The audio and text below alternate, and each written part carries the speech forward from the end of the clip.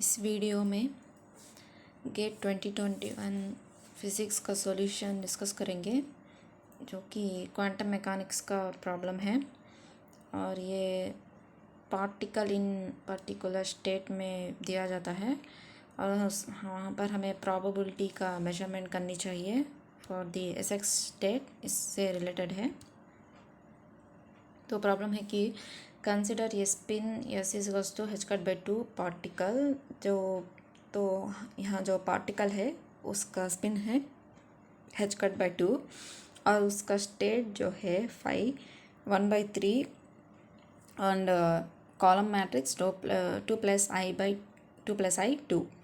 तो यही है वो पार्टिकल का स्टेट। तो अब हमें the probability that the measurement finds the state with Sx is equals to h cut by 2।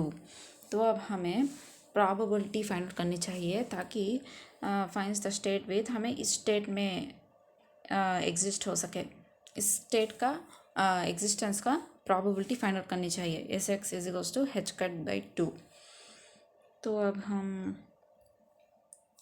चलिए इसके लिए फार्मूला जो है bra psi ket phi whole's modulus of it square. तो यही है प्रोबेबिलिटी का फार्मूला। इसके पहले तो हमें eigen function of SX state का पता लगाना चाहिए। तो ये तो हमें मेमोराइज करनी चाहिए। तो अगर हम eigen value equation of SX eigen function पता करनी चाहिए, तो आइगन वैल्यू इक्वेशन अगर हम कंसिडर करेंगे तो जो ये एक्स ऑपरेटर के लिए ही तो आइगन फंक्शन है। तो जब भी ये एक्स ऑपरेटर इस वेव फंक्शन पर ऐड करता है तो वो वही वेव फंक्शन को देगा multiplied with its eigen value. तो ये आइगन वैल्यू को मल्टीप्लाई करके हमें इक्वेशन दे देता है। तो यही है आइगन वैल्यू इक्वेशन। तो अब हमें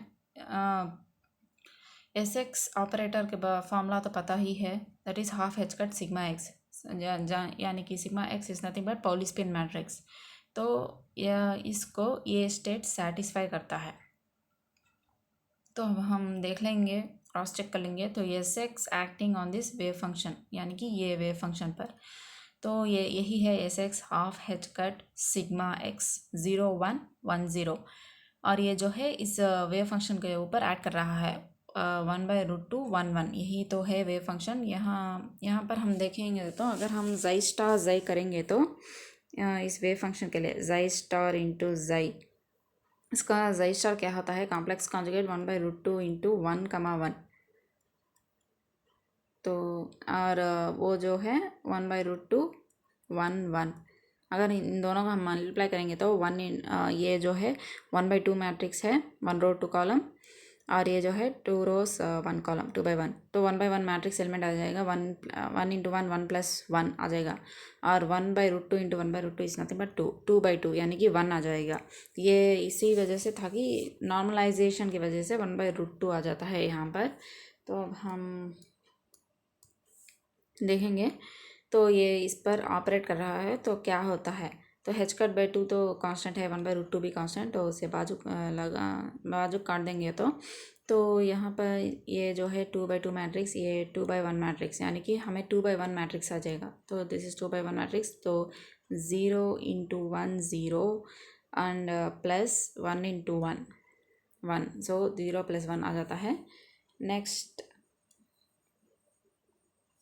1 इंटू 1 1 प्लस 0 इंटू 1, तो 1 + 0। तो फाइनली हमें यही वेव फंक्शन आ जाता है 1 + ये आफ्टर द कैलकुलेशन, यानी कि यही वेव फंक्शन तो यही तो आइगन वैल्यू इक्वेशन कहता है। तो S x operating on wave function वही वेव फंक्शन आएगा विथ आइगन वैल्यू। तो h कट बाई 2 यही है यहाँ पर एस एक्स का आइगन वैल्यू, और ये जाई जो है इसका आइगन फंक्शन है। तो अब हमें आइगन फंक्शन का तो पता चला है, तो इसे हमें मेमोराइज कर लेना चाहिए 1/√2 1 1। तो अब हम इसे प्रोबेबिलिटी से, इस वेव फंक्शन से प्रोबेबिलिटी फाइंड आउट करेंगे। तो ये जो है bra psi and this is phi ket, तो that is nothing but complex conjugate of psi into phi modulus whole square. तो ये वेव फंक्शन तो हमें ये है, this is the wave function 1/√2। ये जो है कॉलम मैट्रिक्स है। तो इसका ट्रांसपोज कॉन्जुगेट करेंगे तो psi star is nothing but transpose conjugate करने के लिए तो यहाँ पर हमारे पास आई तो नहीं है, आई तो नहीं है,